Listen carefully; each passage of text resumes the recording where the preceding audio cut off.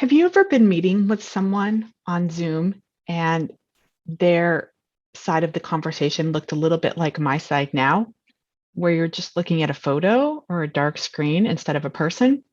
If so, today's learning snack is for you.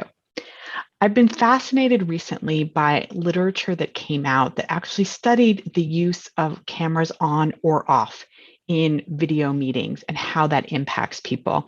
And not surprising, as everyone knows, having the video on is a lot more fatiguing to people. But more interestingly from this study was that they found that not that the video on meant that people became less engaged in meetings and less engaged in their work overall. So they spoke up less in meetings and they felt less passionate about their work.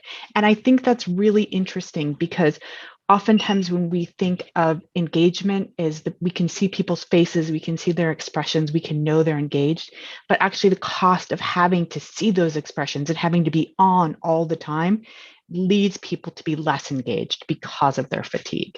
So I hope that this makes you think about, when are you going to have cameras on or off in your meetings? Is it a requirement? Is it up to the person? And then if it is up to the person, are there some meetings where everyone will have them on or everyone will have them off? And the other thing is thinking more about phone calls. Nowadays, I find a lot of the people I'm scheduling meetings with are like, let's just go to phone. I'm so sick of Zoom. And it might be that you get someone who's incredibly more engaged when you're on a phone call with them.